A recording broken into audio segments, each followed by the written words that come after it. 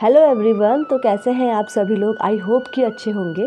तो आज के ब्लॉग की स्टार्टिंग करते हैं मॉर्निंग के टाइम से। तो सुबह सुबह का टाइम है और हम लोगों ने कर लिया है दिया बाती। तो आज के ब्लॉग की स्टार्टिंग हम सीधे कर रहे हैं मंदिर से। देन उसके बाद हम चलते हैं किचन की ओर। एक्चुअल में क्या हुआ कि हम लोग सब यहाँ पे शावर लेके आ चुके हैं।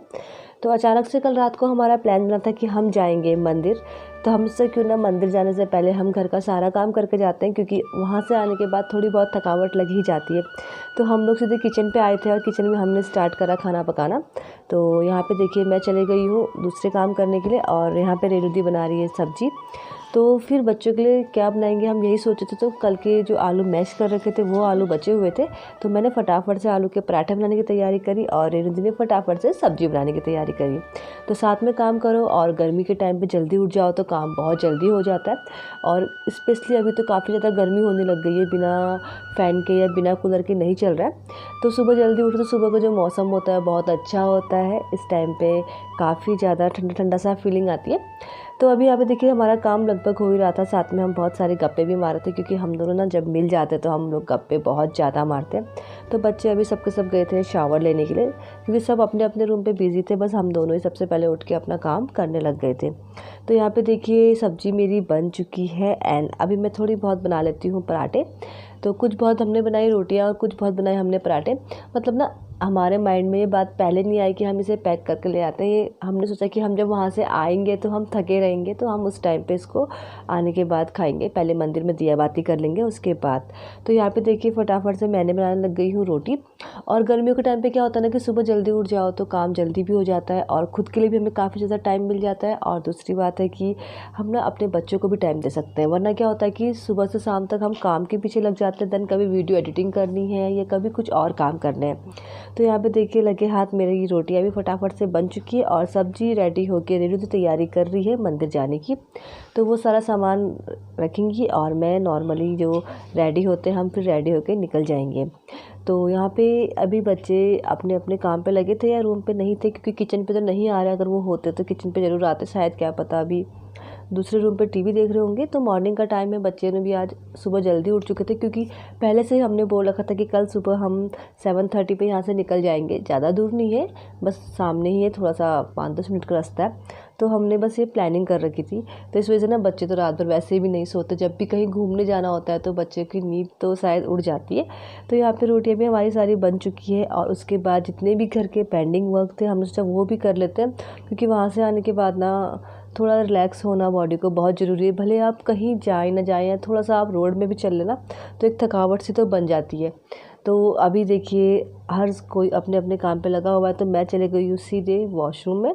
वहाँ पे मैं जितने भी मेरे वॉशिंग मशीन में जो कपड़े थे जो धुल चुके हैं उन सब को अभी मैं धूप में डाल देती हूँ, क्योंकि कपड़े हमारे अंत तक अच्छे से सूख जाएंगे। क्योंकि आजकल ना कपड़े 10-11 बजे हम उठा लेते हैं, वरना काफ़ी ज़्यादा धूप की वजह से ना उनका जो कलर होता है वो फेड हो जाता है। तो इस वजह से मैंने फटाफट से अभी सुबह 6:30 बजे ही कपड़े भी धूप में डाल दिए। और यहाँ का वेदर देख सकते हैं जो काफ़ी ज़्यादा अच्छा हो रहा है और बहुत अच्छी ठंडी ठंडी हवा चल रही है। स्पेशली ना मसूरी यहाँ पे से नज़दीक है तो कुछ ज़्यादा ही अच्छा यहाँ का वेदर होता है। और सुबह और शाम को बहुत अच्छा होता है। मतलब अगर आप शाम को भी यहाँ बैठो तो ठंडी सी हवा आती है। और सुबह तो मॉर्निंग के टाइम पे तो हर जगह का वेदर अच्छा ही होता है, चाहे वहाँ पे गर्मी हो या ठंडी हो। तो अभी सारे के सारे कपड़े मेरे जितने भी थे मैं लॉन्ड्री बास्केट में लेके आ चुकी हूँ और उसके बाद मैं इन सारे कपड़ों को डालती हूँ धूप में। तो अभी क्या है ना कि हम 2-4 दिन और यहाँ पे रहेंगे, तो आप लोग को यहाँ पे मेरे ब्लॉग दिखते रहेंगे। तो बच्चों का अभी रेडी हो चुके हैं, बच्चे रेडी रेणु दी ने ही करे। उसके बाद वो अभी और काम पे लग चुकी है। तो मैं फटाफट से सारे के सारे जो कपड़े हैं उनको धूप में डाल देती हूँ और अभी हम उसके बाद चलते हैं सीधे मंदिर की ओर। तो सबसे पहले मैं आपको दिखाती हूँ यहाँ का जो व्यू है जो काफ़ी ज़्यादा अच्छा है। मतलब मैं आज ना पहली बार ही गई हूँ। लगभग मैं 3-4 साल देहरादून में रह चुकी हूँ, पर मैं मानक सिद्ध आज तक नहीं गई हूँ। आज मैं पहली बार ही गई हूँ और अचानक से अंकल जी का प्लान बना था कि हम लोग कल सुबह मॉर्निंग में मानक सिद्ध मंदिर के दर्शन करने के लिए जाएंगे। तो जो यहाँ का रास्ते का व्यू है, ये जंगल है, काफ़ी ज़्यादा अच्छा है। मैंने यहाँ पे बहुत सारी फ़ोटोज़ भी खींची थी, 1-2 रील्स भी बनाई थी हम लोगों ने। बट ये सब अभी नहीं किया था, जब हम मंदिर से वापस आ रहे थे तब। देन उसके बाद देखिए अब हम एंट्री करते हैं मंदिर की ओर। तो जो मंदिर के ना सबसे जो मेन एंट्रेंस है हम वहाँ पहुँच चुके हैं और हम सब के सब यहाँ पे अपने अपनी चप्पल ना कार पे ही खोल के आ चुके थे, क्योंकि बाहर पे नहीं रखे। हमने कहा सीधे हम कार पे ही पहनेंगे। और अथर्व देखिए यहाँ पे फुल मस्ती के मूड में।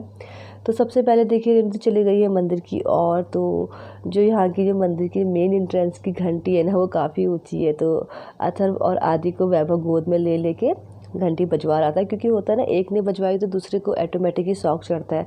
और मैं तो इतनी लंबी नहीं हूँ, ना ही रेणु दी है, तो वैभव उनको घंटी बजवा रहा था यहाँ पे। देन उसके बाद हम गए मंदिर में, हमने अच्छे से करी पूजा। पूजा करने के बाद देखिए हम लोग यहाँ पे आ चुके हैं माता रानी के यहाँ पे। हमने यहाँ पे चुंदरी बांधी और उसके बाद बच्चों आदि और अथर्व ने दोनों ने यहाँ पे धूप जलाया। धूप जलाने के बाद हम इससे आगे की तरफ चले गए और वहाँ पे ना बहुत सारे मोंकी थे। और सबसे बड़ी बात पता है क्या है, ये जो पूरा मंदिर है ना, इसके चारों तरफ ना आउट ऑफ बाउंड्री कर रखी है, क्योंकि ना यहाँ पे बंदर बहुत ज़्यादा, और बंदर ना हाथ से ही सारा सामान निकाल के ले जाते हैं। तो अथर्व भी यहाँ पे था और देखिए गाय माता भी यहाँ पे आ रखी थी। तो हमने जो मानक सिद्ध में है ना वहाँ पे गुड़ चढ़ाया जाता है, तो हमने गुड़ थोड़ा सा गाय को भी खिलाया। और उसके बाद अथर्व कहाँ माने, जब अथर्व ने बंदर देख ली तो अथर्व अपने हाथ में लेके आ चुका था गुड़। और देखिए वो बंदरों को कैसे अपने हाथों से गुड़ खिला रहा है। तो यहाँ पे पूजा पाठ करने के बाद हम चले गए थे आगे की ओर। तो ये था मंदिर का जो मेन एंट्रेंस का व्यू है, जो काफ़ी अच्छा है। और पूजा करने के बाद अब हम चलते हैं सीधे घर की ओर। तो जैसे ही हम घर पहुँचे तो देखा कितना अच्छा होता है ना कि खाना बना होता है और हमें सिर्फ खाना होता है। तो रेणु दी और मैं यहाँ पे बैठे हुए थे और फिर उसके बाद हम लोगों ने कहा चलो अब हम लोग कर लेते हैं ब्रेकफास्ट, क्योंकि बाकी सब ने ब्रेकफास्ट कर लिया था और आदि और अथर्व अभी टीवी देख रहे थे। तो ब्रेकफास्ट में हमने नॉर्मली भिंडी की सब्ज़ी बनाई थी और रोटी थी और पराठे थे। बच्चों के लिए हमने बनाए थे आलू के पराठे और अपने लिए हमने प्लेन रोटी बनाई थी। तो यही था कि सारा काम हमने अगर सुबह करके चले गए तो आने के बाद हम आराम से रिलैक्स होकर रह सकते हैं। बस आने के बाद हमने कुछ काम नहीं करना था, हमने सिर्फ कपड़े उठाने थे जो सूख गए होंगे। लगभग हम 9 सवा 9 बजे तक घर पे पहुंच चुके थे। और होता यही है ना कि जैसे टाइम से जाओ या टाइम से कुछ भी काम करो तो हर चीज़ टाइम से हो ही जाता है। तो हम लोग ने भी कल काफ़ी जल्दी उठ चुके थे। देन उसके बाद हम लोग ने अपना शावर आवर लिया, फिर उसके बाद हम मंदिर चले गए और देखिए टाइम से हम दर्शन करके भी आ चुके थे।